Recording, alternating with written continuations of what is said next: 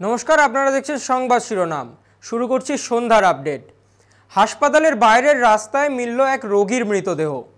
এই চাঞ্চল্যকর ঘটনাটি ঘটেছে সাকরাইলের হাজী এসটি মল্লিক হাসপাতালে। এই অঞ্চলের স্থানীয়রা জানান যে এক বয়স্ক মহিলাকে গতকাল রাতে কাতরাতে দেখে, পেটের যন্ত্রণায় কাতরাতে দেখে তাকে হাসপাতালে ভর্তি করেন সেই স্থানীয়রাই। তাকে নাকি রাতভর চিকিৎসাও করা হয়েছে, এমনটাই দাবিও জানান তারা।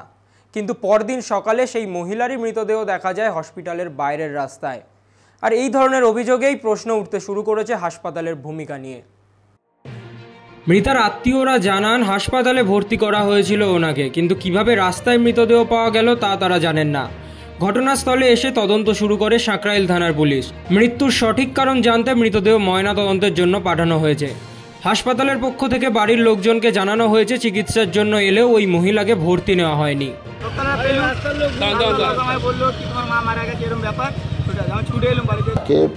বলা হয়েছিল যে অবজারভেশনে রাখার জন্য, থাকার জন্য বলা হয়েছিল। সে বলে এখন আমি ভালো ফিল করছি, আমার এখন ব্যথা চলে গেছে, আমার বাড়িতে কেউ নেই, আমাকে ছেড়ে দিই। উচ্চ মাধ্যমিক পরীক্ষার্থীদের হাতে জলের বোতল এবং ফুল দিয়ে শুভেচ্ছা বার্তা দিলেন বিকাশ চন্দ্র বেজ। উচ্চ মাধ্যমিক পরীক্ষার দ্বিতীয় দিনে এগরা 2 ব্লকের ভবানীচক অঞ্চল INTTUCর উদ্যোগে ভবানীচক বিদ্যালয়ে উচ্চ মাধ্যমিক পরীক্ষার্থীদের শুভেচ্ছা বার্তা দেওয়া হলো। এদিন এই উদ্যোগ নেন INTTUC কাঁথি সাংগঠনিক জেলার সভাপতি বিকাশ চন্দ্র বেজ।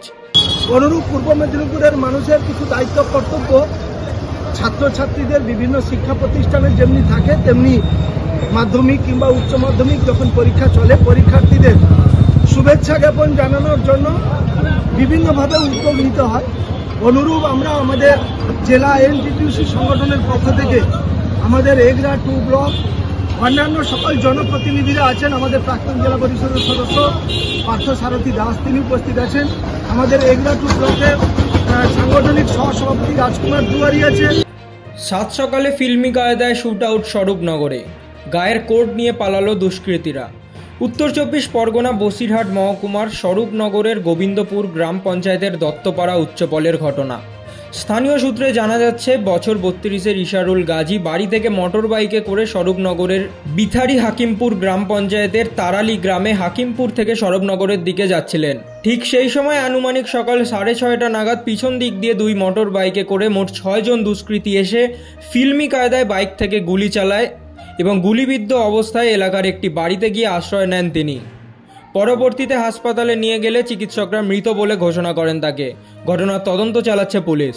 মাঠে হঠাৎ করে শুনছি যে রাস্তায় গুলি হয়েছে, গুলি হলে দৌড়িয়ে গিয়ে আমার ঘরের মধ্যে, তারপরে ওই পর্যন্ত শুনি আমি বাড়ি আসলাম। বাড়ি এসে দেখি লোকজন সব। বিপুল পরিমাণ ড্রাগস উদ্ধার কামাখ্যাগুড়িতে, গ্রেফতার এক যুবক। গোপন সূত্রে স্কুটিতে করে ড্রাগস বিক্রির খবর পেয়ে অভিযান চালায় কামাখ্যাগুড়ি পুলিশ ফাঁড়ির ওসি প্রদীপ মণ্ডল এবং তারই নেতৃত্বে গ্রেফতার করা হয় এক যুবককে। পুলিশ সূত্রে জানা যায়, ধৃত যুবকের বাড়ি শামুকতলা এলাকায়। ধৃত যুবকের থেকে প্রায় 8 থেকে 9 গ্রাম ড্রাগস উদ্ধার হয়। ধৃত যুবকের বিরুদ্ধে NDPS মামলা রুজু করা হয়েছে বলেই পুলিশ সূত্রে খবর। ড্রাগস বলছি আমরা, সানফ্লাওয়ার ড্রাগস বলে এমনি কমনলি পরিচিত আছে। পরিমাণ কম আছে, 8-9 গ্রামের মতন পাওয়া যাচ্ছে। মানে এবার কোথাকার ছেলে, সে কোথায় নিয়ে যাচ্ছিল কিছু বললো স্যার? এখনো পর্যন্ত এটা নেই, প্রথম যা শুরু করেছি আমরা। দেখি এমনি বাড়ি এর বলছে শামুকতলা, তুফানগঞ্জ থেকে আসছিল, বাকিটা তদন্ত সাপেক্ষে। কয়লা খনির ধসের জেরে হুড়মুড়িয়ে ভেঙে পড়ল একটি আস্ত স্কুল। ঘটনাটি ঘটেছে অন্দল থানার অন্তর্গত খাস কাজরার আজিরবাগান এলাকায় একটি বেসরকারি স্কুলে। সন্ধ্যা প্রায় 7:30 নাগাদ হঠাৎই হুড়মুড়িয়ে ভেঙে পড়ে এই স্কুল। তবে রেহাই একটাই, দিনের বেলায় এই ঘটনাটি ঘটেনি, যার ফলে প্রায় অসংখ্য পড়ুয়ার জীবন রক্ষা পেল। তবে এই ঘটনার জেরে আতঙ্কে রয়েছেন এই এলাকার মানুষ। अचानक हुआ है, कोई नोटिस नहीं, कोई ये नहीं, अचानक हुआ है। ये जो धसान हुआ है, घर में कोई था या क्या? घर में भाई लोग सोया हुआ था, 5 बजे वो लोग निकल के, मेरा एक तो बगल में भी रूम है, वहाँ पे वो लोग चला गया। सब वो लोग सोया हुआ था, 3 जन यहाँ पे। अगर वो लोग रहता तो कितना बड़ा हादसा? बहुत बड़ा हादसा। আবারও মানবিক রূপ রানাঘাট জেলা পুলিশের। এবার উচ্চ মাধ্যমিক পরীক্ষার্থী প্রতিবন্ধী 2 বোনকে তাদের বাড়ি থেকে পরীক্ষা কেন্দ্রে পৌঁছানো ও পরীক্ষা শেষে পরীক্ষা কেন্দ্র থেকে বাড়িতে পৌঁছে দেওয়ার উদ্যোগ নিল রানাঘাট জেলা পুলিশ। সূত্রের খবর, শান্তিপুর থানার বাঘাছড়া এলাকার বাসিন্দা যমজ বোন রুমা ও ঝুমা মল্লিক শারীরিক প্রতিদ্বন্দ্বী। একজন মুখ ও বধির, অন্যজন স্নায়ু রোগে আক্রান্ত। বাঘাছড়া হাই স্কুলের কলা বিভাগের ছাত্রী এই দুই বোনের এবছর উচ্চ মাধ্যমিক পরীক্ষার সিট পড়েছে শান্তিপুর মিউনিসিপ্যাল স্কুলে। আর সেই বিষয়টি জানতে পারার পর ওই দুই ছাত্রীর সাহায্যে এগিয়ে এসেছে রানাঘাট জেলা পুলিশের শান্তিপুর ট্রাফিক পুলিশ। কালকে খবর পেয়ে আমার মেয়েদের বললো যে আমরা নিয়ে আসবো, স্কুলে নিয়ে যাব, নিয়ে আসবো, পৌঁছে দেবো বাড়িতে আর কি। আজকে বাড়িতে পুলিশ গিয়েছিল, দিয়ে গাড়ি করে নিয়ে আসলাম মেয়েদের, স্কুলে পৌঁছে। বকেয়া বেতনের দাবিতে ডিমডিমা চা বাগানের শ্রমিকদের থানা ঘেরাও ও বিক্ষোভ। বকেয়া বেতন ও ছুটির অর্থ না পাওয়ায় বিক্ষোভে ফুঁসে উঠলেন ডিমডিমা চা বাগানের শ্রমিকরা। বুধবার তারা স্থানীয় বীরপাড়া থানার সামনে অবস্থান বিক্ষোভ করে এবং থানা ঘেরাও করেন। শ্রমিকদের অভিযোগ, দীর্ঘদিন ধরে তাদের বকেয়া বেতন ও ছুটির পাওনা পরিশোধ করা হয়নি। কর্তৃপক্ষ বারবার আশ্বাস দিলেও কার্যকর কোনো পদক্ষেপ নেওয়া হয়নি, ফলে তারা আন্দোলনে নামতে বাধ্য হয়েছেন। এ প্রসঙ্গে বীরপাড়া থানার ওসি নয়ন দাস জানান, বিষয়টি ঊর্ধ্বতন কর্তৃপক্ষকে জানানো হয়েছে। हम लोग का 3 महीना हो गया, 3 महीना से वेतन नहीं है और ऊपर से तो हम लोग का ये साल छुट्टी भी पहुंच गया, साल छुट्टी पैसा भी नहीं है और ये बढ़ती पैसा भी बीते साल का नहीं दिया, वो भी बाकी है।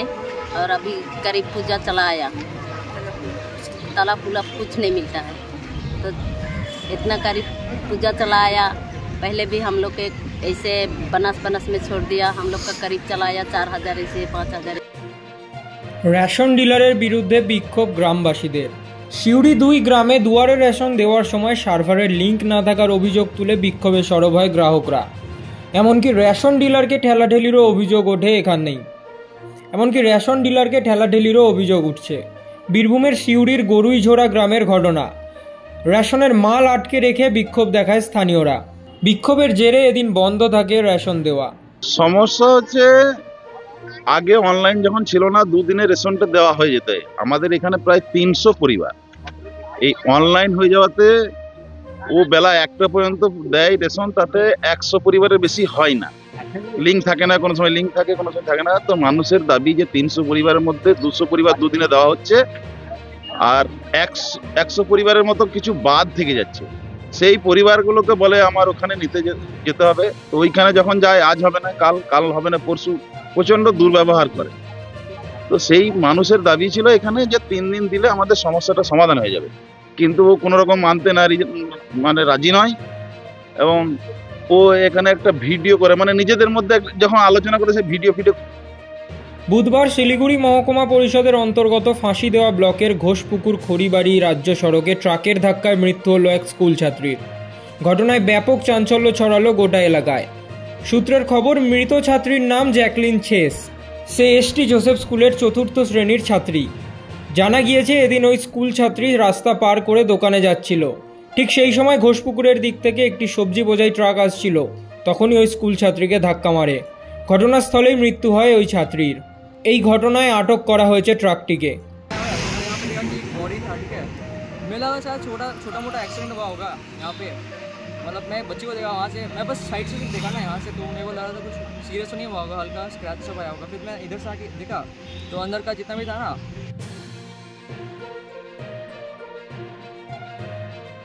গরুমারা জাতীয় উদ্যানে 2 দিন পর্যটকদের জঙ্গলে প্রবেশ নিষেধ। ভোর থেকেই শুরু গন্ডার গণনা। জলপাইগুড়ি ডিভিশনের রামসাই, মেদলা, গরুমারা সহ চাপড়ামারি অভয়ারণ্যের গন্ডার গণনা শুরু হয়েছে। বুধবার এবং বৃহস্পতিবার এই 2 দিন ধরে চলবে গন্ডার গণনা। এই 2 দিন পর্যটকদের জন্য জঙ্গলে প্রবেশ নিষেধ করা হয়েছে ওয়াইল্ড লাইফ ডিভিশনের তরফ থেকে।